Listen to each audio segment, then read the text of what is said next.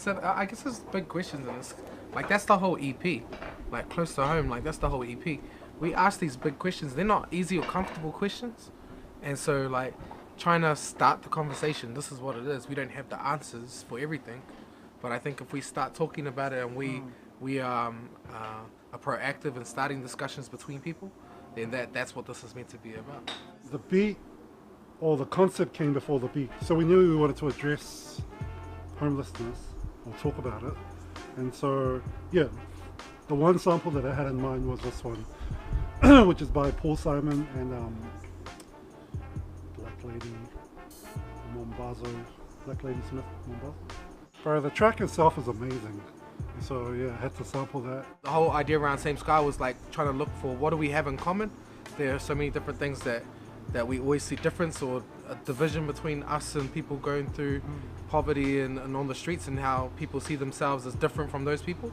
And I guess the whole thing was trying to just simplify and go like, actually, what do we share? Well, actually, there's some things that we're all the same, you know? Like we actually live in the same town, we live in the same city, we are from the same communities. Why do we see these people different? The Same Sky thing was like, no matter what your situation is, you're under the same.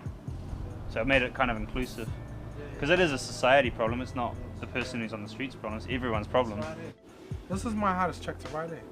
Like, because I felt like I was talking for people that, well, not talking for, but talking about people and whether I had the right to say that. Because this is their life and this is their experience, and I didn't want to like belittle that or make or come across and disrespect their story. And so I felt I was real careful with what I said in this song. Like sometimes you let the pen write. This time I actually stopped the pen quite a few times and was like, is that real? Is that sincere? Does that you know, just being real careful about I guess the ethical kind of, they're not talking on this track, and I'm needing to, and I'm acting as like as an initiator of discussion, so I need to be careful about what I'm initiating and what we're discussing. Yeah, I agree. I mean, I guess towards the end of my verse I got into like some social commentary on it, but I think that might be why I went for the selfish option of talking about my own situation and trying to relate to that. Because that's what you know. Because that's what I know, and I didn't want to come across, I was scared to come across, one, naive, two, judgy. I don't know what, that's not what I wanted to do at all. So I kind of went through my exact situation and what I'd seen. So it was just a social commentary. The other line, I can't remember the one for you. I had another line, but your one, I think I understand it, but I'm not too sure if people picked up on it. Was the gentrification, not for those driven to sleep in the car. Like, I think I understand the wordplay, but if you can explain it a bit more. I guess just like that whole driven thing. What is driving you? What is your intention? Like the gentrification has made you, pushed you out and made you not part of your own community, to the point where you can't afford to live in your community. The only place you can afford to live in is a car. So what has driven us to that point? Yeah.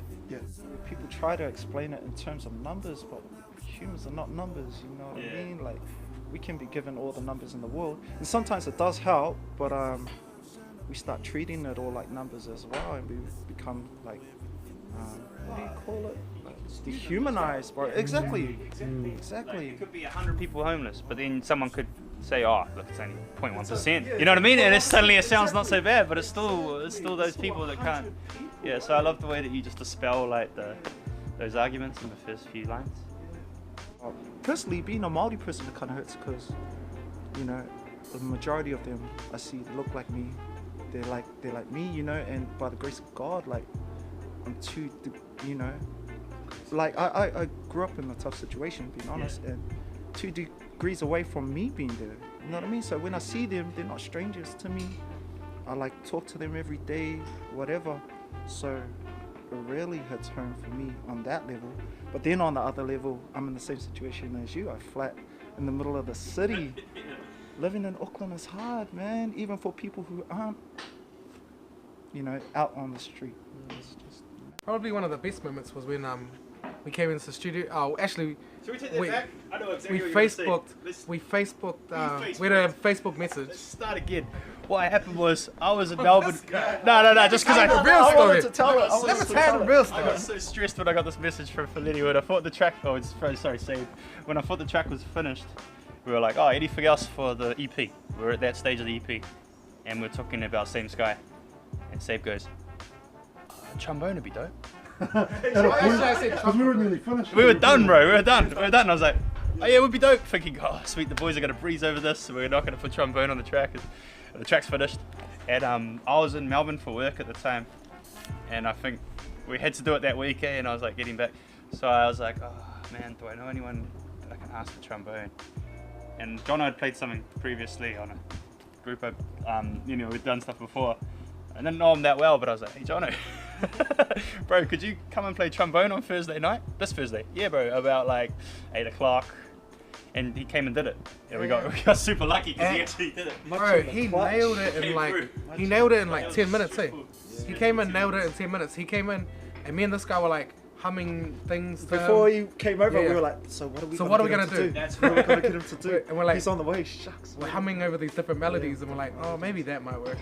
And then he came in, and he's like, so what do you want us to play? And then we're like, Yeah, we'll and hum it to I you. like how he was like, have you got it programmed? Have you got it like done in MIDI? Have you got a piano line? Can you play it to me? And we're like, we can hum it to you. That was when I went out to meet him outside your place. I was like, oh yeah, bro, the boys, they know exactly what they want. Have you got the music for it? No. We'd rather you do an interpretation. yeah. We'd rather your interpretation of our hum. Of our So we hummed it to him, no lie. He done it in one take. And we were just like, it was incredible. We're just like, and he was like, what about this? What about that? Yes. Can you do this? Can you add that? Yes. And in 10 minutes, he'd done it, eh? It was actually quite amazing to do. And man, it brought the track to life. Yeah, shout out to John O'Tan for being the man on the trombone. One thing I really like is how, if I say his name wrong, someone slap me, Siavani. How he comes, good pronunciation, eh? Get in there. But I love how Shut up. he kind of he kind of comes with like a light perspective on it. It needs some sunshine. Like he reminds you that it's kind of like yeah, it goes back to the sweet rather than the bitter in it, which is cool. Getting Silvani on the track, man, it was more like, who do I feel like can take this to church and kind of bring a soul element to it? Because like it's such a deep topic. I really wanted someone that's deep within the community to come through, and man, he came through hard. And then I think the last part was just Nat Pickings jumping on the gap, busting out like little licks. You're like, it's crazy what he does, man. Oh, dude, that dude's like a guitar chameleon, man. He can play on anything, eh? We had ideas, but not really. And then he was like, what do you think about this? And we're like, oh, yeah, I thought about that. Yeah, do that. Yeah, that's what I was just thinking. about to hum Yeah, it. I was just about to hum. The crazy thing is that most people won't even notice his little parts. Nah, it's so but subtle, he but does that's the magic, eh? so many subtle parts. If you listen to the verses, when he saves my verse. if you listen to the verses and you listen, he's not playing the same get right throughout. In fact, he plays probably about 3 different styles across the verse, and then yeah.